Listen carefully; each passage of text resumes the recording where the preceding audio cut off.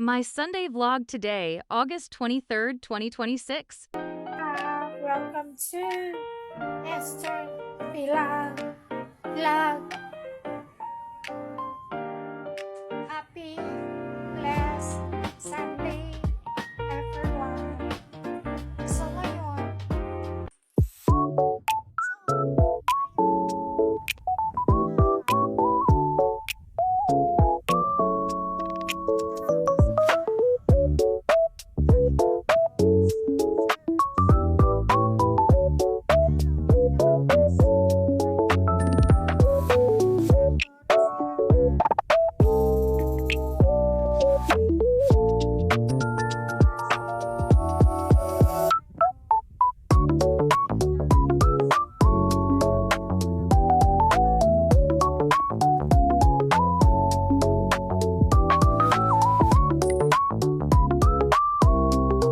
di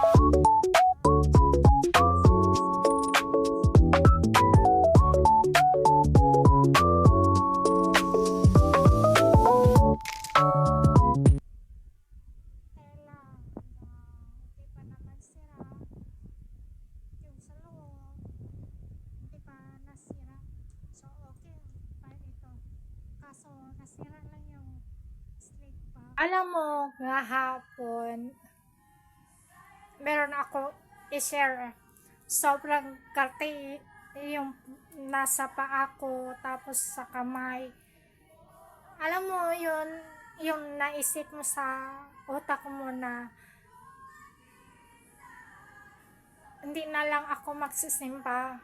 Parang naging negative ka, tapos natatakot ka kasi namadami, kumakalat yung rashes sa buong katawan. Super kati talaga. Kinabukasan ngayong araw, so finally ituloy ko magsimba.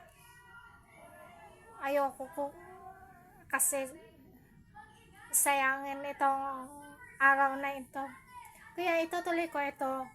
Parang parang nasa iyo ang kilos mo, nasa iyo ang gagawin mo, na bumunta ka sa pinaka special na araw, yung pinaka importante na pumuntahan mo yung church kasi kailangan ibalik mo, kailangan magpasalamat. Syempre ngayong bagong week, ipinangtarasal mo na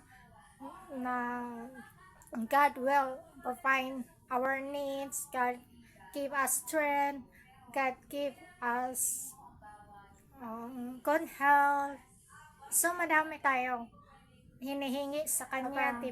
Touch ako roon kasi sabi ni Pastor, nakalimutan ko memory first. Basta do not worry, do not be anxious what you eat, what you drink, what you wear, what you put on, ganun. So, therefore, tayo, man, may kakain ka pa bukas, pero, ano ba yung yung meron anxiety sa yung isip mo, kailangan magingiti, so be positive, tiwala kay God na hindi ka pabayaan. So, tiwala kay God na ibibigay niya yung gusto mo, your needs. So,